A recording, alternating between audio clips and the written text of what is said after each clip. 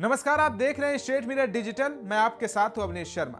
जहां एक तरफ भारत और पाकिस्तान के बीच सिंधु जल संधि दशकों से शांति बनाए रखने का एक माध्यम रही है, वहीं दूसरी ओर भारत और चीन के बीच बहती ब्रह्मपुत्र नदी एक भू राजनीतिक हथियार बन चुकी है।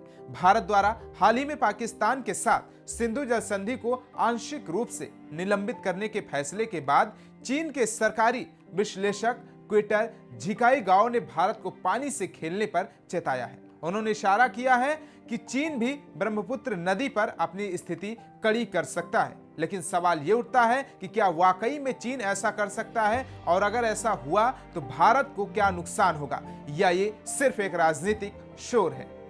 ब्रह्मपुत्र सिर्फ एक नदी नहीं, राजनीतिक नस। ब्रह्मपुत्र नदी का जन्म चीन के तिब्बत क्षेत्र में यारलुंग के नाम से होता है। ये अरुणाचल प्रदेश होते हुए असम और फिर बांग्लादेश में प्रवेश करती है। इस नदी का भारत में सामाजिक, सांस्कृतिक, कृषि और पर्यावरण महत्व बहुत ज्यादा है, लेकिन इसके साथ ही ये नदी एक राजनीतिक नस है, क्योंकि चीन इसका अपस्ट्रीम कंट्रोलर है, यानी पानी का मुख्य स्रोत उसके पास है। चीन की चेतावनी का आधार क्या है? विक्टर झिकाई गाओ, जो चीन की सरकार के करीबी विश्लेषक माने जाते हैं, हाल ही में उन्होंने कहा कि भारत पाकिस्तान के साथ सिंधु जल संधि को हथियार बना सकता है तो चीन भी ब्रह्मपुत्र को लेकर जवाबी कार्रवाई कर सकता है। इसका मतलब सीधा है कि पानी रोक दिया जाएगा। गाओ ने भारत को चेताया कि अगर वो पड़ोसियों को पानी के जरिए दबाने की नीति अपनाता है तो चीन भी अपनी तकनीकी ताकत और भू स्थिति का फायदा उठाकर कुछ ऐसा कर सकता है जिससे भारत को भारी नुकसान उठाना पड़ सकता है। क्या चीन ब्रह्मपुत्र को रोक सकता है? तकनीकी रूप से आप हाँ कह सकते हैं। चीन ने पहले भी यारलुंग पर छोटे बड़े कई बांध बनाए हैं।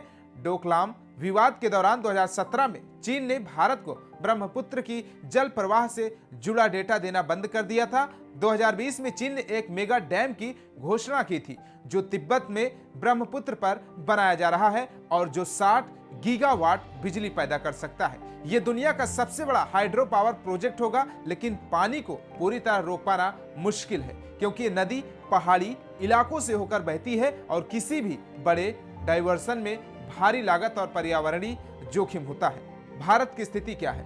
भारत एक लोअर रिपेरियन देश है, यानी नदी नीचे की ओर बहती है, इसलिए भारत पर इस नदी की निर्भरता अधिक है, खासकर उत्तर पूर्व भारत के लिए। असम में बाढ़ और सूखे की स्थिति ब्रह्मपुत्र से ही जुड़ी रहती है। हालांकि भारत ने भी अपनी ओर से सतर्कता बढ़ा दी है। भारत अब अपनी हाइड्रो पावर पोटेंशियल को विकसित कर रहा है, खासकर अरुणाचल प्रदेश में। इसके अलावा भारत अंतर्राष्ट्रीय मंचों पर भी चीन की आलोचना करता रहा है। क्या भविष्य में युद्ध का कारण पानी बनेगा?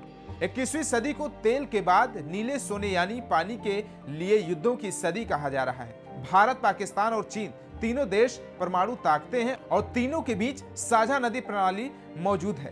भारत ने जब पाकिस्तान के खिलाफ सिंधु जल संधि को लेकर दबाव बनाना शुरू किया तो चीन के लिए ये एक संकेत बन गया कि पानी को राजनीतिक हथियार की तरह इस्तेमाल किया जा सकता है। चीन खुद भी अपनी बीआरआई में हाइड्रो पावर प्रोजेक्ट्स को बड़े राजनीतिक रूप में इस्तेमाल कर सकता है। चीन की चालें और भारत की रणनीति। चीन की चालें: डैम बनाना और पानी डाइवर्ट करने की धमकी, जल प्रवाह डेटा साझा न करना, भारत के हाइड्रो प्रोजेक्ट्स पर कूटनीतिक दबाव।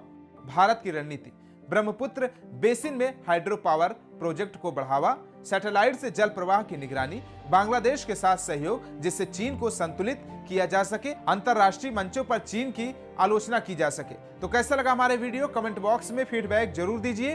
बाकी तमाम देश और दुनिया की खबरों को देखने के लिए देखते रहिए स्टेट मिरर डिजिटल।